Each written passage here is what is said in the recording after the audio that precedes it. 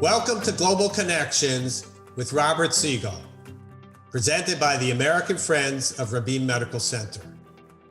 Our monthly Leaders Forum addresses vital issues facing society, the economy, real estate, medicine, technology, and science. My name is Dr. Joshua Plow. I'm the Executive Director of American Friends of Rabin Medical Center, a 501c3 National American Charitable Organization based in New York City. We at AFRMC represent Israel's premier hospital, Rabin Medical Center in Petah Tikva and Greater Tel Aviv, the leading institution named in honor of Prime Minister Yitzhak Rabin. The hospital is a model of coexistence, as it serves 1 million patients annually from all ethnic and religious backgrounds with the same compassionate care. Please support our mission. Join our community of friends. Visit American Friends of Rabin Medical Center via our website and social media outlets on Twitter and Instagram, LinkedIn and YouTube, and on our Facebook page and discussion group. Our host and moderator for Global Connections is Robert Siegel, former host of All Things Considered on National Public Radio for 31 years. Over the course of an hour each month, Global Connections features guests who Robert Siegel interviews as they explore important issues in our world. Today's Global Connections topic is eating in and eating out, our changing relationship with food. Thank you to our very special guest, Mark Bittman, food author and journalist, and special advisor on food policy at Columbia University. Ruth Reichl, 6-time James Beard Awardee, former editor-in-chief of Gourmet Magazine, and Mark Fachler and Monica Klausner, co-founders of Veestro. And now, Global Connections with Robert Siegel. Thank you, Josh. The past 18 months were a season of pandemic and protest and a time of vivid inequities between Americans with 2 homes and Americans who work 2 jobs. It changed many things about everyday American life, including food, shopping, eating. Some of our least fortunate neighbors drove to food pantries and waited for hours for the gift of groceries. The better off among us turned to food shopping by home delivery and did a lot more home cooking. Most of us went months without sitting down with friends or family inside a restaurant. How much has it changed us? And how should it change the way we produce, buy, and consume, and even think about food? We have a very interesting panel that's been assembled to address those very questions and others. Over a year ago, Ruth Reichl, the renowned chef and food writer, said this: "What this pandemic is doing is changing forever the way America eats and cooks." Reichl is a 6-time award winner, a winner of the James Beard Award. She was the last editor of Gourmet Magazine, editor-in-chief, and a former New York Times restaurant critic. She has done more food writing in newspapers and books and more talking about food on public television than we have time to describe. But back to that observation she made early in the pandemic. Change for sure, change for the better, change for the worse. Or Ruth Reichl, welcome to the program. Was it change that you had no way of foreseeing when you said that? I certainly had no way. First of all, I don't think any of us understood at the beginning that it was going to go on for so long. In the beginning, when restaurants started closing, people thought it would be a month or 2. As it stretched on, what everybody in America had to become aware of was how stressed our food system was. Things that we had always taken for granted, we couldn't anymore. Personally, in the course of the year, I came to think that that was a really good thing. I mean, the one thing Americans have always, been confident of is that you were going to go to the stores and there would be abundance. And suddenly, as we saw people, dairy people dumping their milk, And as we realized that fishermen we're really in trouble because 85% of the fish in America is eaten in restaurants, not at home. We saw supply chains really closing down, and we started to understand that, what has happened in this country pretty much since World War II is that we began to privilege efficiency over absolutely everything else. We essentially turned our farms and our entire food system into factories. And it gave us the cheapest food in the world. But in a time of crisis, we began to see what a bad idea that really is. And I think it was a wake-up call for all of us. But you're not just talking about our individual attitudes, nor even merely about business behavior, but national policy, in effect, and encourages the very stressed system you've just described. Well, I mean, as I started to look at this, and as I was talking to farmers and fishermen, I mean, I've been working on a documentary about this. And what I came to understand is that American policy, our foreign policy, our home policy has been based on having the cheapest food in the world. At the end of World War II and the Cold War, our government decided that the best way to fight communism was to have the cheapest food. And we do. I mean, Americans spend less as a percentage of their income than any other country in the world or at any other time in history. But the consequences of that have been dire. And, they impact our health, they impact the environment, they impact the air. We now have 6 in 10 Americans have some kind of disease, and most of that is food related. And you've also said that it's clear, it was made clear during the year of the pandemic, that the business model of the American restaurant is not sustainable. What do you mean by that, and how should the model change to make it sustainable? I will tell you that Marcus Samuelsson, the chef, said to me, it took 25 years to build this up. It took 10 days to break it down. Now, that right there is an indictment of the model. If you have a successful business that cannot survive 10 days of closure, there's something really wrong with it. And what we all came to see in the moment of this pandemic was how really stressed American restaurants are. The margins are tiny. The pay is ridiculous. I mean, we have this ludicrous model, this tipping model, where 47 states have a sub-minimum wage. In some cases, it's as low as $2.13 an hour. So that of the 6 million people who were restaurant workers who were thrown out of work, a lot of those people did not earn enough money to get unemployment because they relied on tips. That's not a model. A model where the customers are paying the salaries of the workers makes no sense. You've used the phrase, I think I did too, the American restaurant, but that covers a tremendous amount of ground. So are we speaking equally about McDonald's and Burger King, as well as restaurants that Michelin goes to rate, and family Chinese restaurants or pizzerias?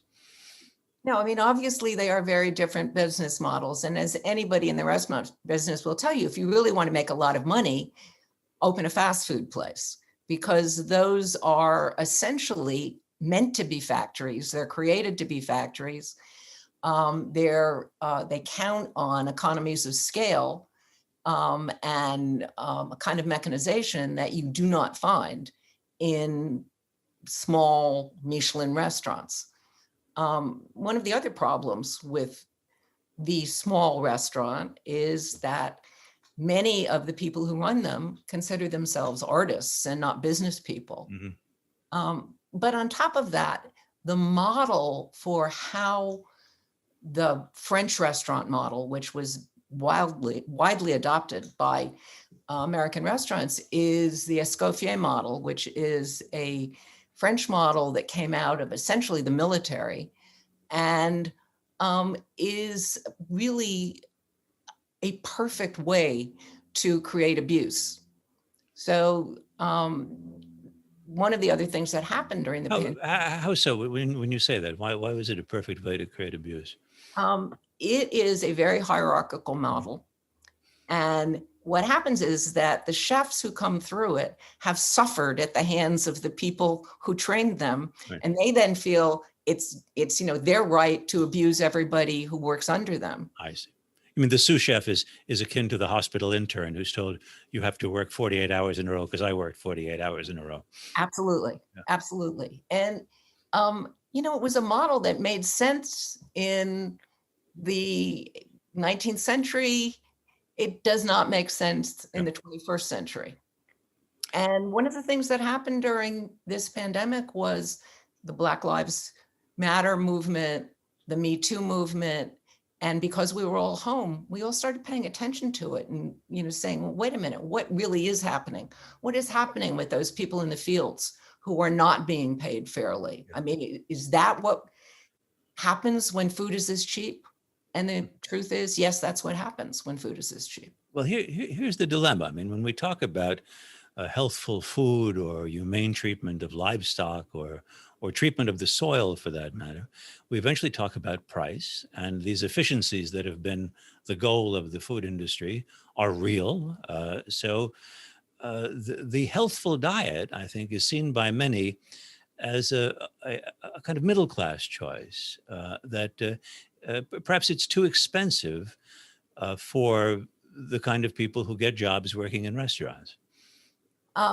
If all you're thinking about is the business of it, you have to understand how much we as taxpayers put into that business.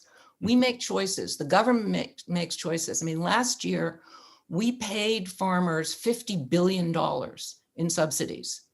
Now, if you factor in what the costs, the real costs of the food, the cheap food that we're eating, if you factor in the health costs and so forth, it is not cheap food.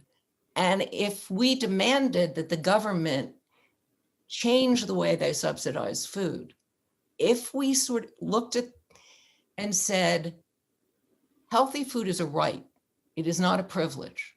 The government needs to understand that. We could change this system. And we are spending the money. It is our decision to make. We just need to take that power. I'm now going to draw on my extremely meager experience in the food system or the food economy when I bussed tables in the Pocono Mountains during college summers. And the senior kitchen and dining room staff were up for the summer from Miami Beach, where they spent the winter working in big hotels. And they imparted all sorts of wisdom to us hotel busboys. And one of it was that everyone's making it on the drinks. That in fact, that's where the real profits are. And decades later, when I got to interview Bill Marriott, he told me that when his father ran the hot shoppies, we called them in my house, the hot shops, they made their profit on coffee. That was where they really had a good profit. And when he started a hotel chain, they made a lot of money selling alcohol, even though Bill Marriott, a practicing Mormon, drinks neither alcohol nor coffee for that matter. And it struck me in watching people order drive-by pickup food. What do we say? Drive-in? Drive-in pickup food, but from restaurants that got through by selling curbside pickup meals. That nobody was ordering a bottle of wine from those restaurants. That wasn't part of what was happening. Nobody was ordering, throw in addition to the nice meal I've just ordered, throw in a cocktail. You don't do that.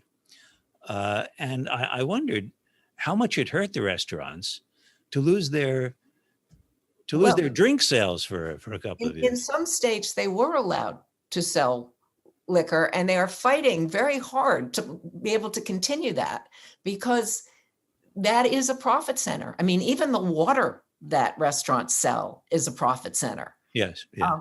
So yes, that hurt them enormously. But again, if you want to talk about the business model, is it really sensible for the business model to be dependent on selling liquor? I mean, it's, or in the case of fast food places, the Selling soft drinks. Yeah. the soft drinks are a huge profit center. That isn't a sensible way to run a business. In doing these panels over the past of more than a year now, we frequently posed the question: do you think we'll ever go back to the way things were before? And in the case of this particular subject, as you would see it, that would be a disaster if we simply went back to the way things were before without thinking differently about this. It would be a disaster. I mean, if we waste this crisis, shame on us, is all I have to say. I mean, I think the more that we all understand how important our food choices are, the better the world will be. And certainly, we're seeing this the world is burning up. And that has a lot to do with food too, and the way we've chosen to farm and raise animals. Well, Ruth Reichl, thank you very much. Our next guests are, as I think of them, foodies in the trenches, people who actually run a food business. It's called Veestro, which is a word that combines vegan and bistro. It's Los Angeles based, but it sends plant-only meals, frozen for shipping, all across the country. Veestro's menu offers a few dozen entrees and several breakfast dishes, all of them vegan. Mark Fachler is the CEO of Veestro, which employs about 80 workers. He co-founded the company with his sister, Monica, who is in charge of marketing. And Mark and Monica join us now. He's in California, and she is in Mexico. Mark Hi, Fachler, Robert. Monica Klausner, good to see you both, and thank you for joining us today. Good to see you too. Thank you for having us. First, let me start. I'll ask you this. You should describe the reason that led you to leave another career in order to get into the vegan meal delivery service. Not an obvious choice at first. It had to do with the plants you grew up with, I gather. Yes, that's correct, Robert. Monica and I, we grew up in Costa Rica, and we grew up eating very clean, very healthy meals. And when we first got to the States, we came for college, and we were eating the typical college diet, which is a lot of fast food and cafeteria food. We quickly understood that that wasn't sustainable for us.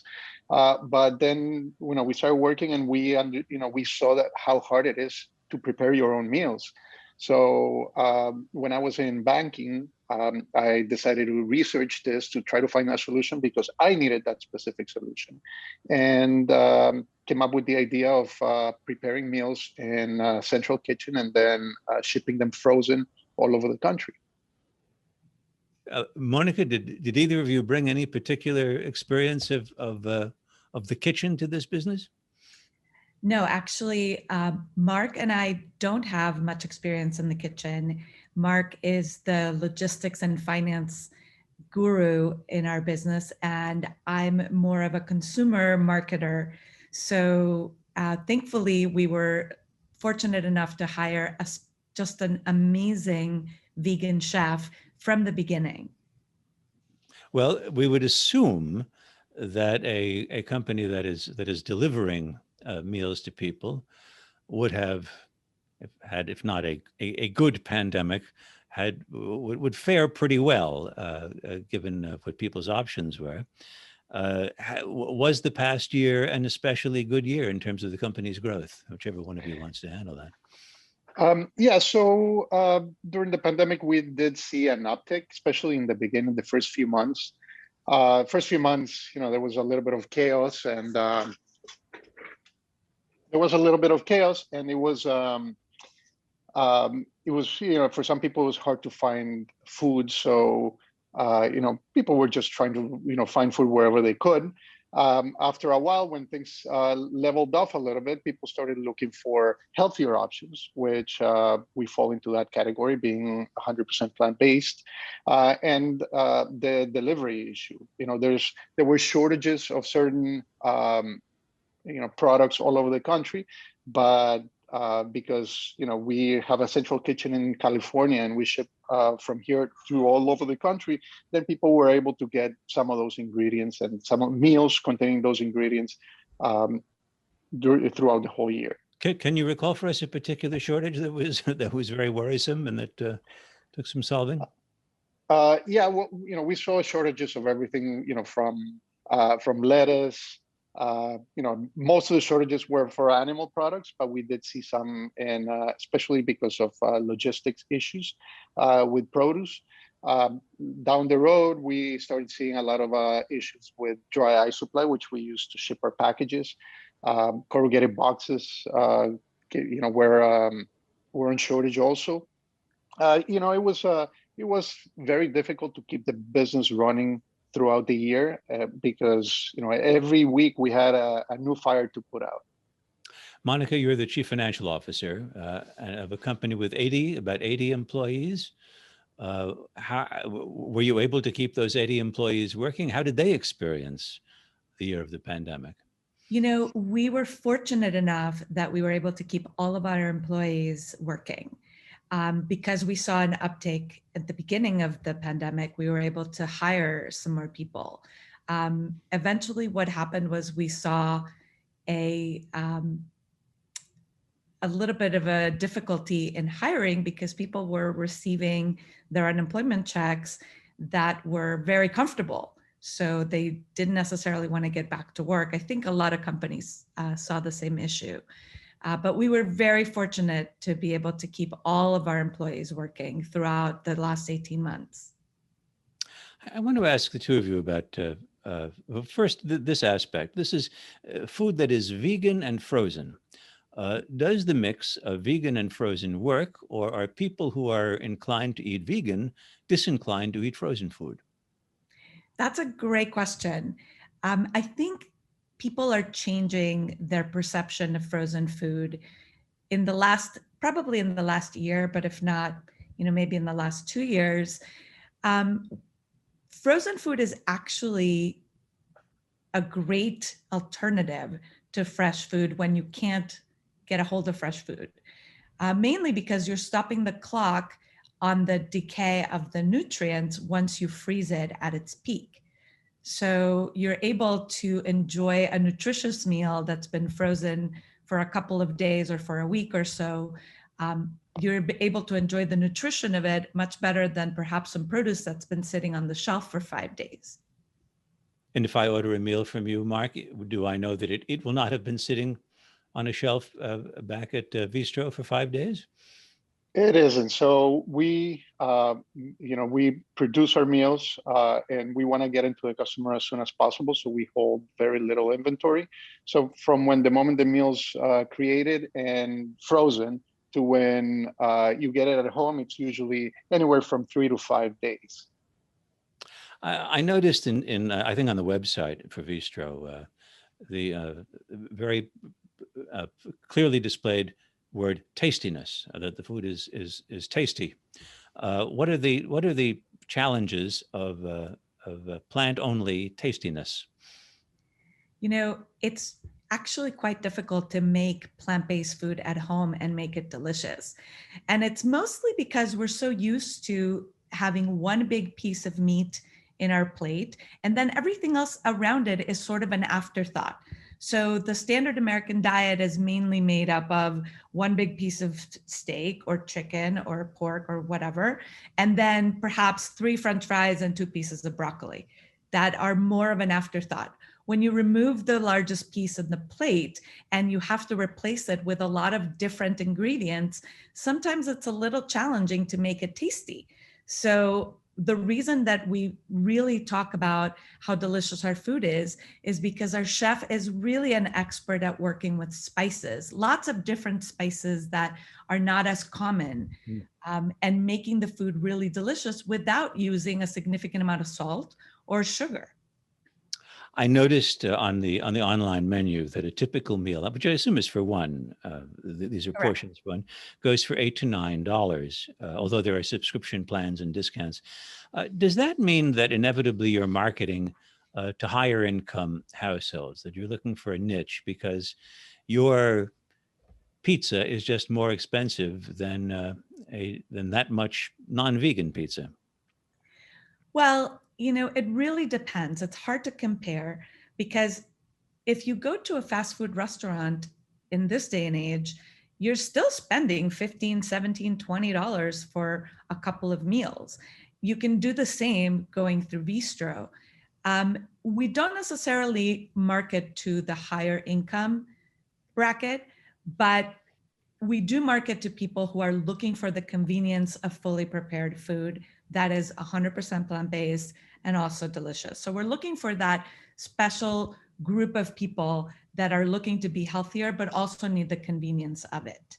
And are willing to add to Monica's answer, you also have to consider that the price per meal includes shipping. So it's basically when you receive it at home, so you don't have to go out and get it, and then you save time by you don't have to clean, you don't have to cook, you don't have to grocery shop.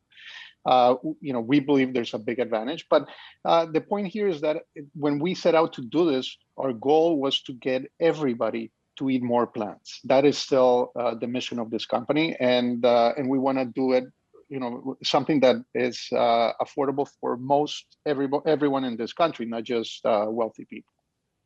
I have to confess, I mean, I haven't done a lot of food journalism in my life, remarkably little, but I was struck by the way that both of you use plants. You speak of plants. That I would be more likely to hear you say fruits and vegetables or something. But clearly, you've decided that the word plant is positive and is important here. Do I have that right?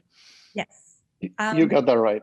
Exactly. Well, when we talk about plants, we talk about produce, fruits, vegetables, but also legumes, grains, seeds, nuts. So it encompasses a lot more than just the plain fruits and veggies. That's why we say plants. Do you find that your customers are people who are already vegetarians or vegans, and you've won them over to a new source of vegan food, or that they're people who are trying vegan food for the first time? It's definitely a mix of both. I would have to say in the last year, we've gotten a lot more of we call them the veg curious. So people who are just interested in dipping their toes in the vegan world and don't really know how to do it. So they come to us, for help. So it's been a great amount of growth in interest of people wanting to eat better, eat more plants, eat healthier. When we first started the business, we were seeing about 85 to 90% of our customers were considered vegan or vegetarian. And over the years, we started seeing that percentage go down as more people started becoming more interested in this particular type of diet. And also because, us as well as our peers started advertising our products as not just vegan products. You don't have to be vegan to eat a plant-based meal. Mm-hmm. It's a choice that you can do. It's healthier for you. It's better for you. You can do it once a day. You can do it once a week. We're happy because the more plants you eat, that means that you're going to be eating less animals or animal-based products. But we should just explain here that plant-based is not a qualified statement. These are all there's no animal content here in these. Correct. In these Correct. meals that you serve, and growth of the company has been, how would you describe it?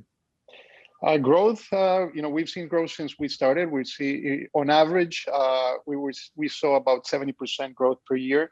Last year was a little bit of an outlier. We reached almost 120% growth. But we've seen consistent growth as more and more people, start getting more motivated to eat cleaner, to eat healthier, more sustainable. We heard from Ruth Reichl just a couple of minutes ago about how perilous the pandemic proved to so many restaurants, for sure. In terms of your business, were there times early in the pandemic, you've described some of the shortages you had to cope with, the problems of getting a handle on things. Were there times when you felt we're not going to make it? This is just an economic disaster. No, we were one of the lucky few that we didn't have to prepare for the worst. Our labor was was safe. Most of our labor had a second job, and most of them lost their second job. So they were making sure they wouldn't, they would be taken care of, and they would have this one. And we were just seeing really good sales, and and people especially needing this type of product all over the country in areas that they didn't have access to, to either organic produce or good produce in general. Well, Mark Fachler and Monica Klausner, stick with us. Our next guest, Mark Bittman, is one of the country's most popular food writers. His many books, How to Cook Everything among them, are vital references in many an American kitchen. He's won Julia Child and James Beard Awards for his food writing. He had a New York Times column for many years, and he's appeared regularly on television. And even for a while, I should add, he used to appear regularly on NPR's All Things Considered at what time. Mark, welcome. We're here to hear mostly about your new book, Animal Vegetable Junk, which pretty much says it all. This is not a compilation of junk food recipes, which would be quite a book, but a critique. I'm sure it's been done too. I'm sure it has.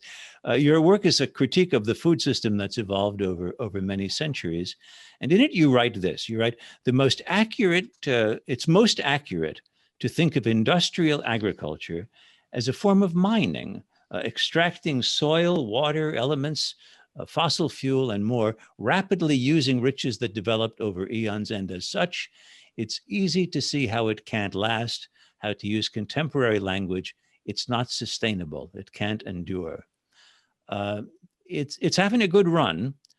So my question is, how will it cease to be sustainable? Will we have global famines? Will global warming kill off crops? What is the disaster you feel we're in a collision course with?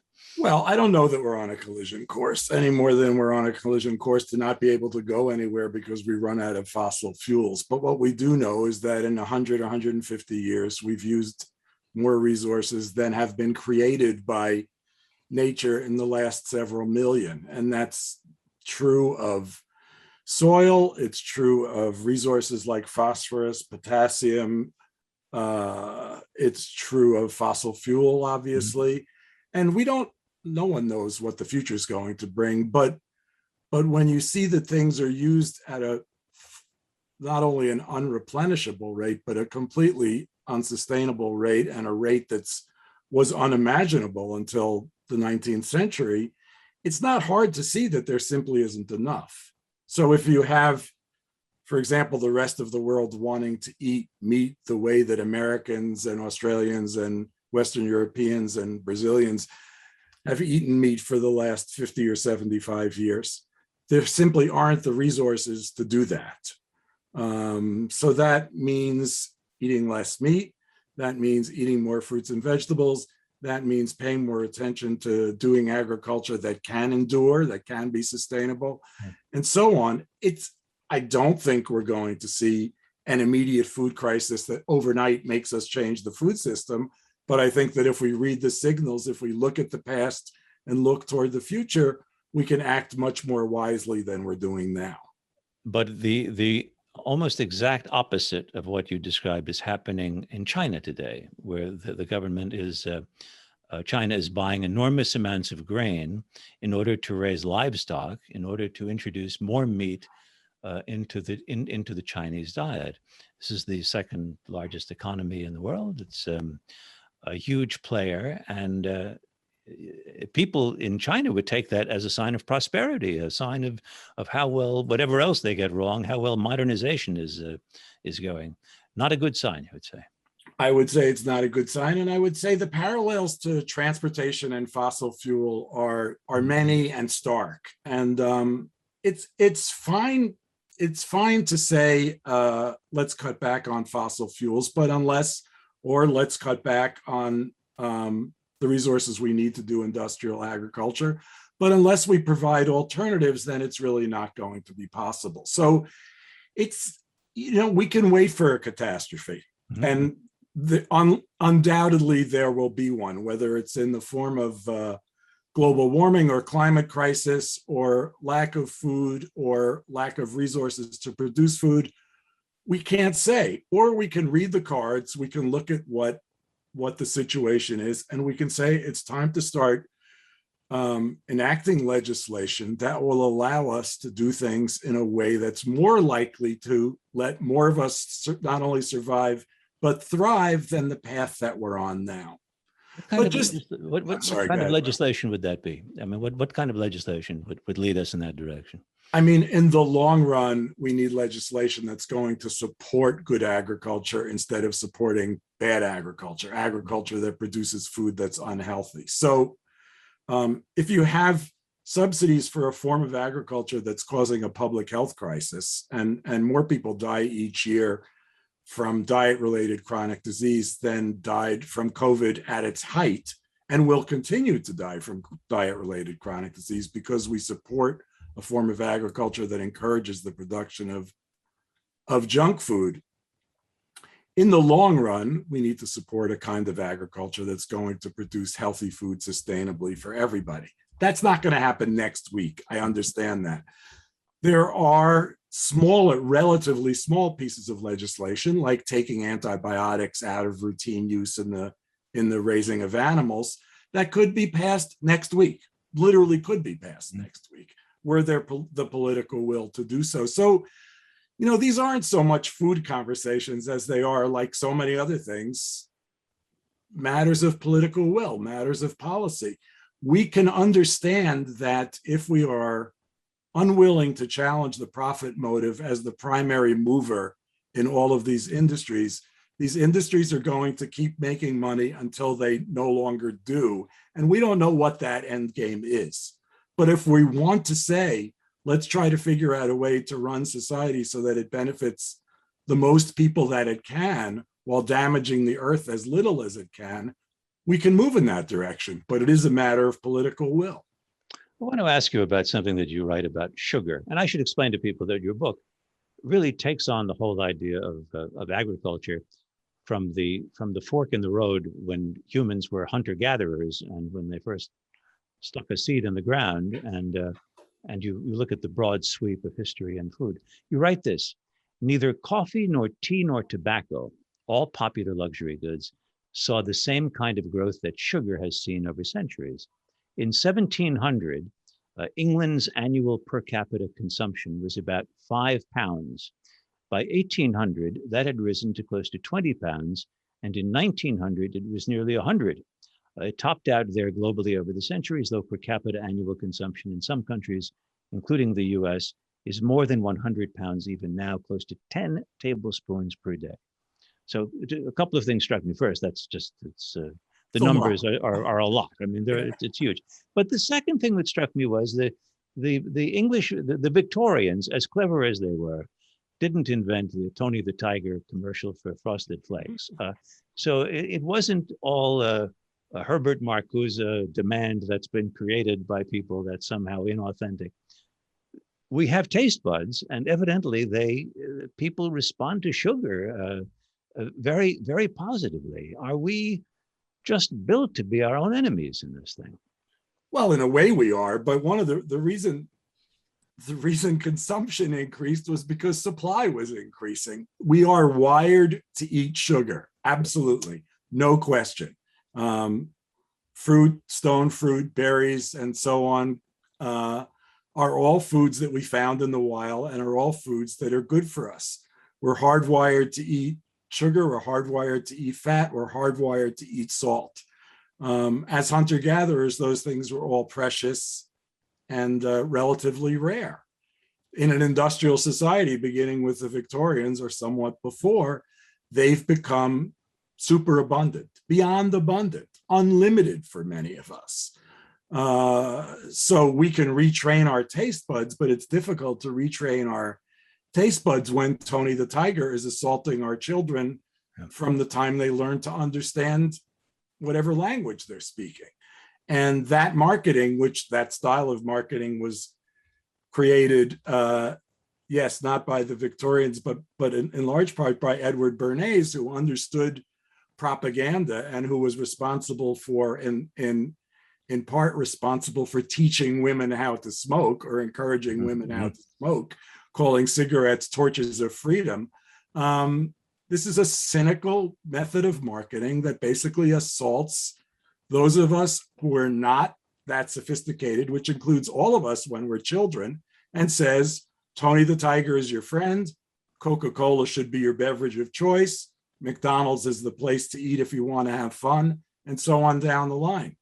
If we look at scientific marketing, which is what it is, and scientific engineering of junk food, which is what it is, and we make that the dominant food that's being marketed in the marketplace today, and in many cases, the least expensive and most accessible food, then that's what people are going to eat. It's not, it's not simply a, what do I want? We're not deciding what to eat in a vacuum. We're not deciding what to eat without outside influences. There are many.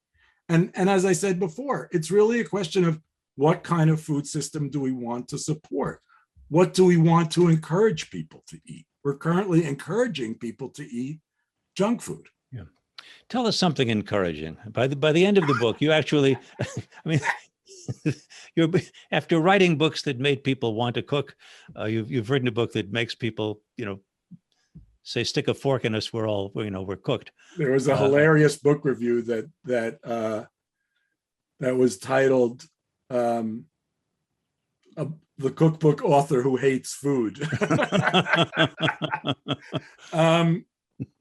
Well, the encouraging thing is that there actually are enough calories in the world for everybody to eat and eat well.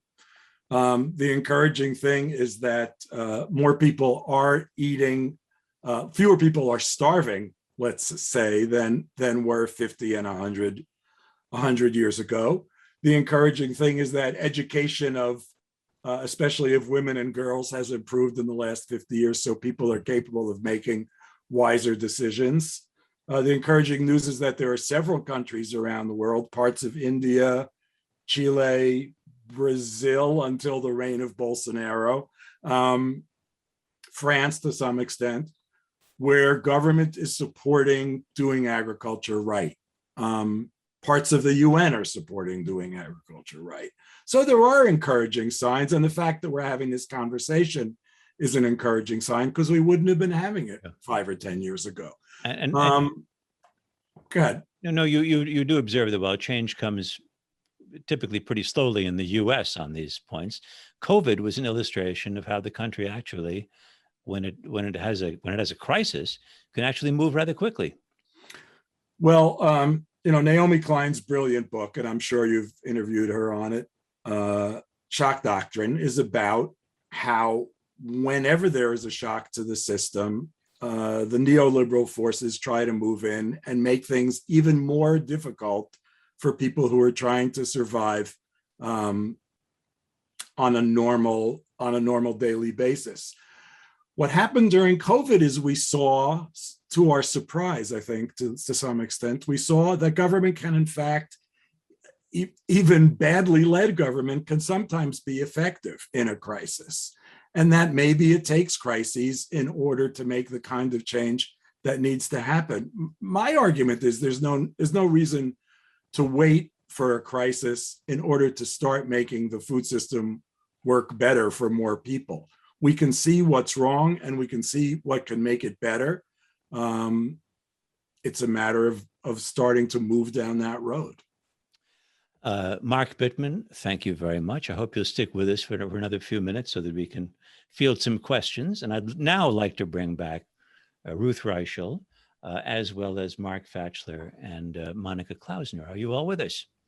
Melissa Ben Haim asks, what do you suggest everyone do, I guess as individuals, to help create a better food future? Are there actions you suggest for everyday people? Yes.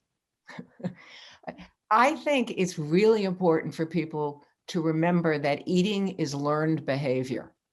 And the best thing we can do is teach our children from a very young age to make good food choices. I mean, there is a reason why American kids grow up eating Pop-Tarts and Japanese kids grow up eating rice and fish.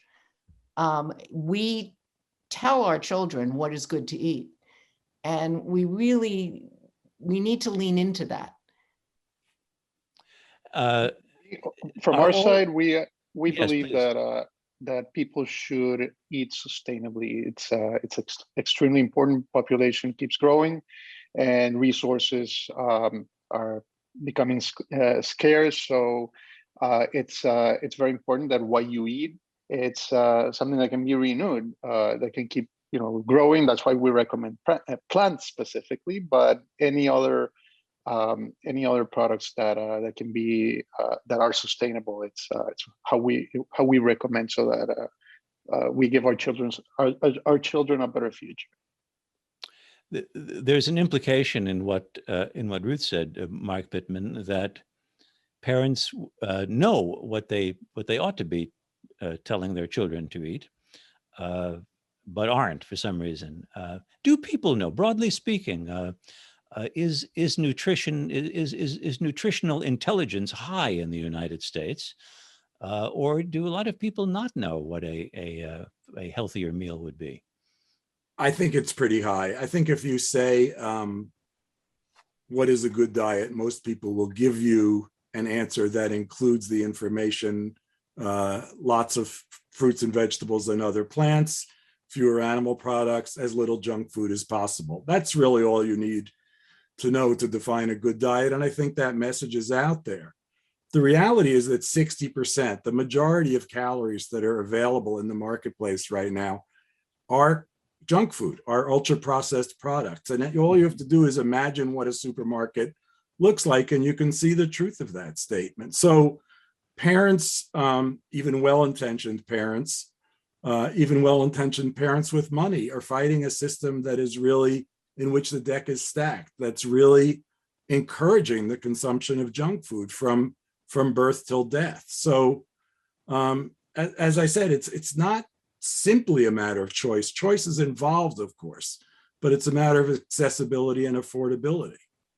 Monica Klausner, I see you nodding as Mark Bittman talks. Thoughts about what everyday people can do to address our food problems? I mean, I agree with Ruth wholeheartedly. I believe that as parents, we know what's good to feed our children.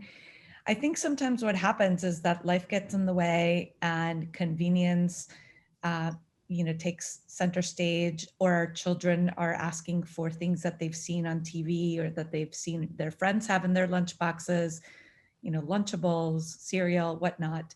And it makes it easy. It's an easier decision to feed the kids things that are easily accessible, as opposed to having to make a full meal out of plants, which would be the right choice, not the easy choice. Yes, they don't call it fast food for nothing.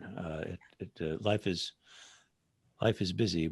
Here's a question: what is the best way to address feeding the hungry in America? Ruth Reichl.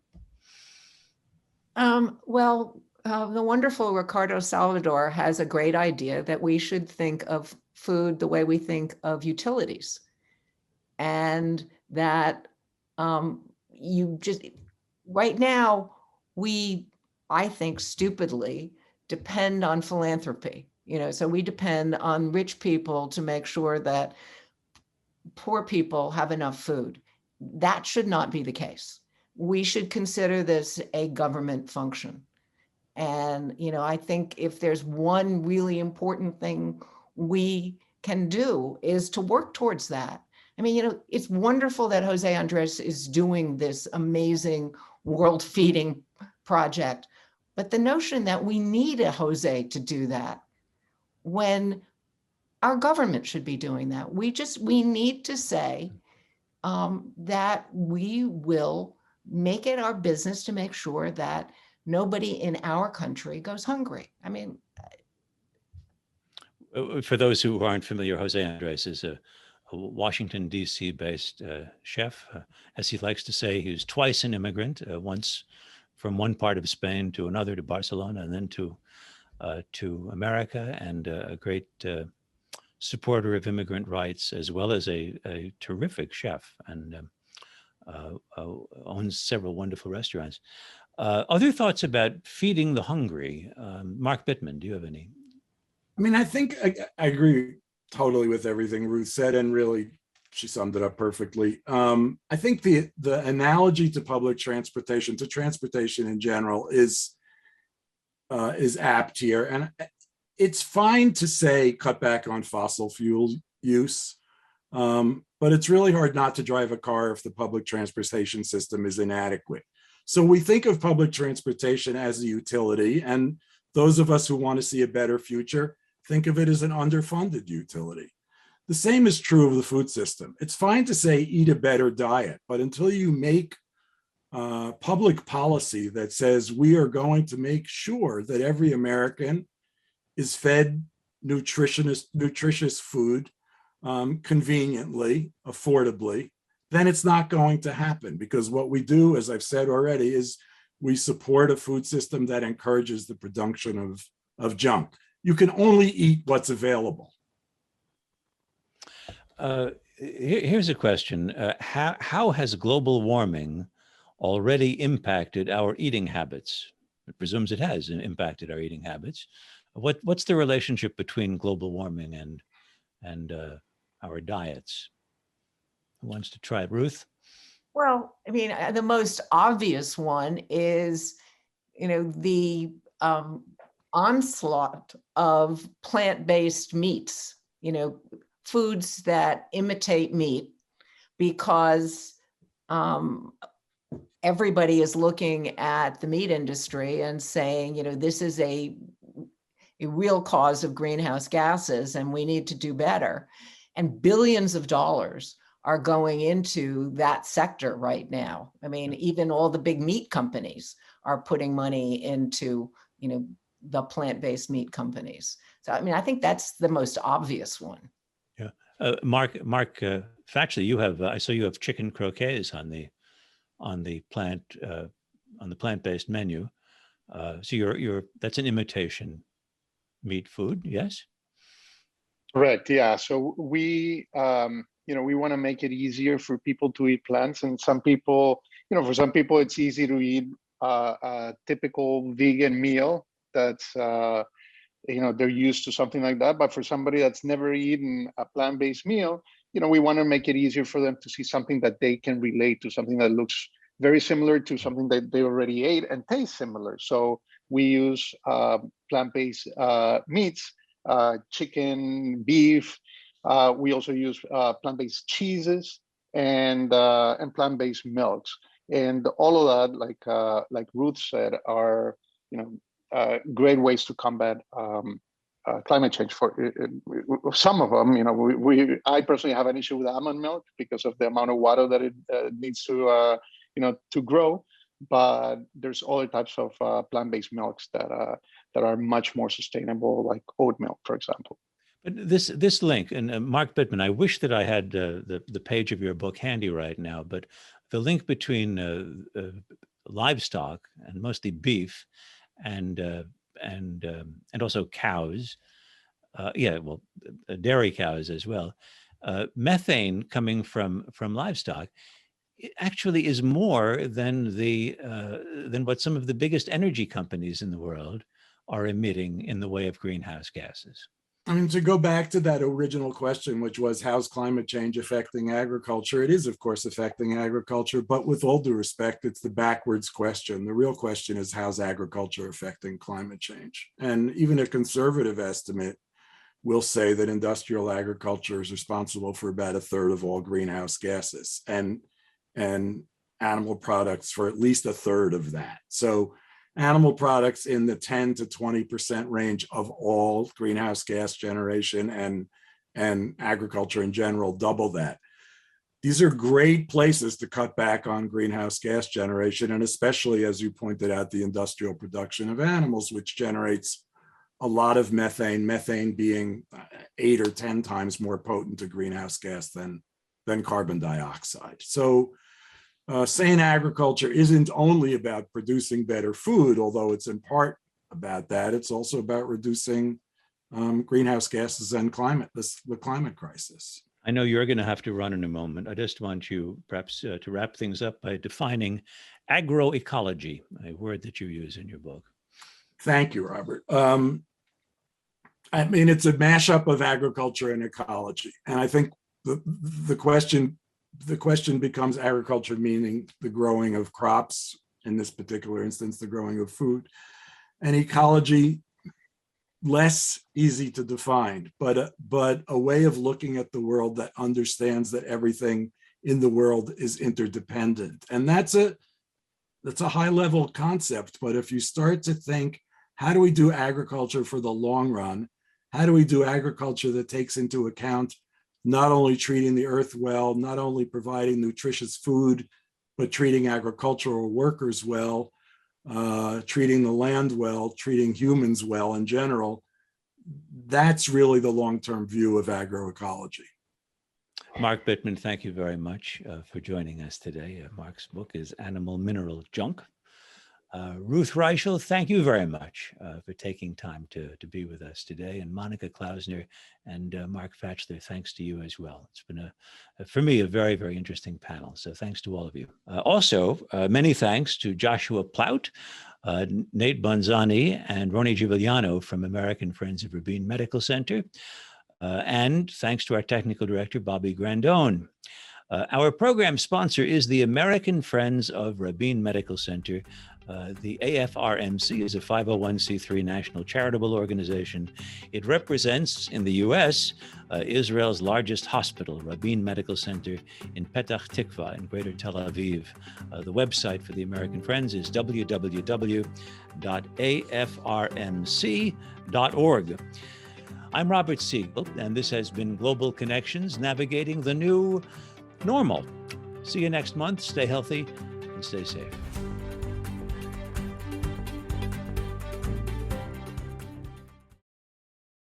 We would be pleased to send a complimentary DVD of this program to anyone who wishes to support JBS with a tax-deductible gift of $36, double chai or more. Simply visit the JBS website at jbstv.org and click on the Donate button to make a donation by PayPal or your credit card. And please indicate the program for which you would like a DVD. Or you can send your tax-deductible check to JBS, Post Office Box 360, Stamford, Connecticut 06904. Or you can call the JBS Pledge Line at 833-MY-JBS-TV. That's 833-695-2788. And again, please remember to indicate which program you would like to receive with our compliments. We thank you for your kind support.